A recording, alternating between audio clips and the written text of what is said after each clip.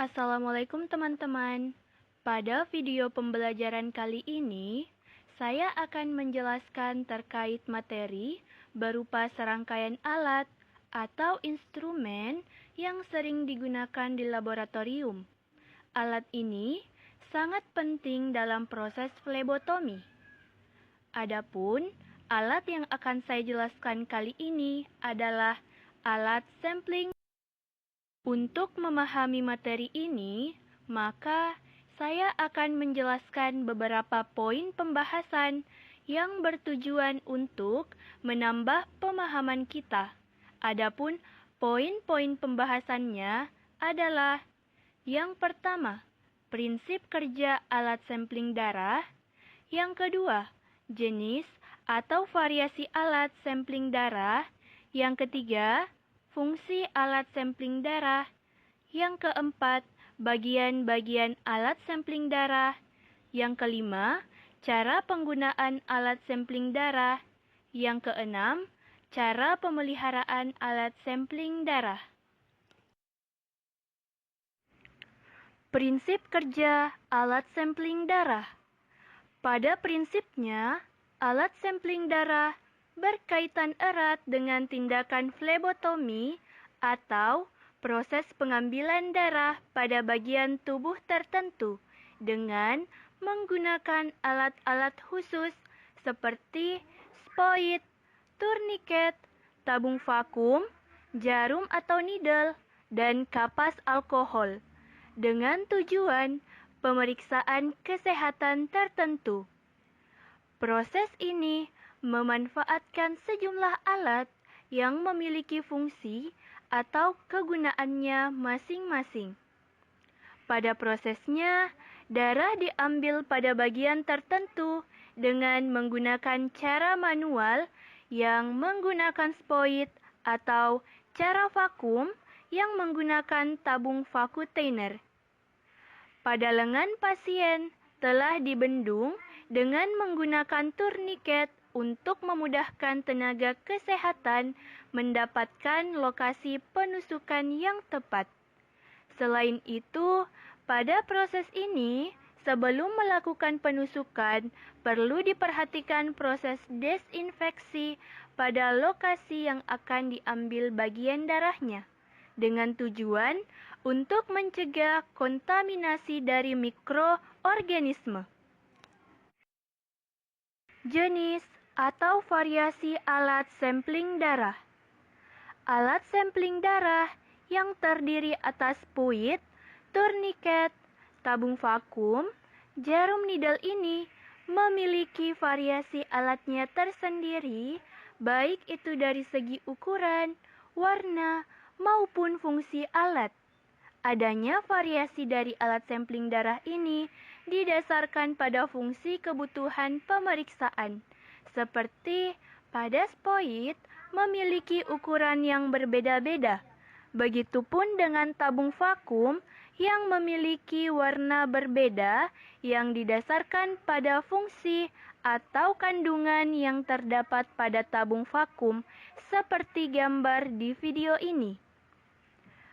Yang pertama, gambar variasi spoit dari segi ukuran.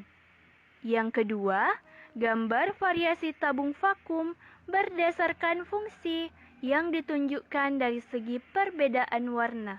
Yang ketiga, jarum tabung vakum dengan variasi bentuk. Fungsi alat sampling darah. Secara umum, fungsi alat sampling darah yang terdiri atas spoit, turniket, tabung vakum, jarum atau needle, dan holder berfungsi untuk memudahkan proses pengambilan darah atau flebotomi. Untuk selanjutnya, sampel darah yang telah didapatkan dari proses tersebut akan diperiksa di laboratorium sesuai dengan tujuan pemeriksaan yang ingin dilakukan. Namun, secara spesifik, yang pertama, spoit berfungsi dalam mengambil sejumlah darah yang diinginkan dengan cara menusukkan jarum ke area tubuh tertentu pasien. Namun, umumnya Daerah lengan yang biasa diambil darahnya adalah daerah mediana cubiti. Yang kedua, tourniquet berfungsi dalam membendung lengan yang akan diambil darahnya. Alat ini memudahkan tenaga kesehatan untuk menentukan area yang akan diambil darahnya, karena tekanan yang diberikan oleh tourniquet pada lengan. Yang ketiga, tabung vakuteiner berfungsi untuk sebagai wadah penampungan darah yang bekerja secara otomatis setelah lengan ditusukkan dengan needle khusus. Dan darah yang terdapat di dalam tabung akan terjaga konsistensi zatnya sebelum dilakukan pemeriksaan lanjutan. Tabung vakum ini memiliki banyak variasi dari segi warna, tergantung dari tujuan pemeriksaan yang akan dilakukan. Kemudian ada holder. Holder berfungsi dalam menahan jarum dan tabung vakum. Alat ini berperan penting dalam memudahkan kedua alat tersebut bekerja dengan baik satu sama lain. Bagian-bagian alat sampling darah. Pada video ini menunjukkan sejumlah bagian-bagian alat sampling darah pada proses flebotomi, seperti spoit, tabung vakum, tourniquet, jarum tabung vakum, holder, dan kapas alkohol. Cara penggunaan alat sampling darah. Proses pengambilan sampling darah atau biasa juga disebut sebagai proses flebotomi memiliki beberapa tahapan-tahapan sebagai berikut. Pertama-tama, persiapkan alat dan bahan yang dibutuhkan dalam proses pengambilan sampling darah, seperti holder, jarum vakum, tabung vakum, tourniquet, dan kapas alkohol. Kemudian, menyambungkan vakuteiner dengan holder dengan cara membuka penutup vakuteiner dengan arah yang berlawanan sampai terbuka. Usahakan penyatuan kedua alat tersebut menjadi erat. Setelah itu, melakukan pembendungan tourniquet ke lengan pasien. Kira-kira pembendungan dilakukan di atas 3 jari dari area lokasi penusukan vena. Lalu, tenaga medis melakukan perabaan pada lengan untuk menentukan area vena mediana cubiti untuk pengambilan sampling darah. Setelah itu, dilakukan desinfeksi dengan menggunakan swab alkohol di area penusukan. Selanjutnya, dilakukan penusukan pada area lengan vena mediana cubiti. Setelah darah terlihat pada ujung jarum, selanjutnya memasukkan tabung vakum dengan cara menekan ujung tabung vakum masuk ke jarum vakuteiner yang terbungkus oleh plastik.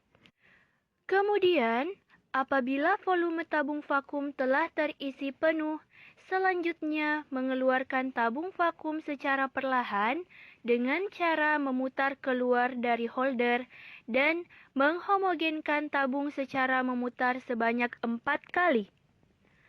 Lalu, melepaskan tourniquet dari lengan pasien. Setelah itu, melepaskan jarum dari lengan pasien. Terakhir, memberikan plester atau kapas pada lengan pasien untuk mencegah darah tetap mengalir. Cara pemeliharaan alat sampling darah. Alat sampling darah memiliki perlakuan khusus terkait cara pemeliharaannya yang dibagi kepada 3 sesi. Seperti pada saat praanalitik, hal penting yang harus diperhatikan adalah pada saat pemasangan vakuteiner ke holder, tenaga medis harus memperhatikan sambungan kedua alat itu, sehingga pada saat proses sampling, jarum tidak terlepas dari vakuteiner. Selanjutnya, pada proses analitik, Aktivitas pembendungan lengan harus diperhatikan durasi pembendungannya.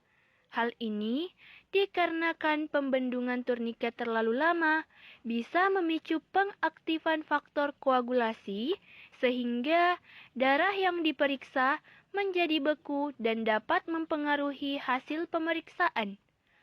Pada proses post-analitik, jarum yang telah digunakan harus diperhatikan.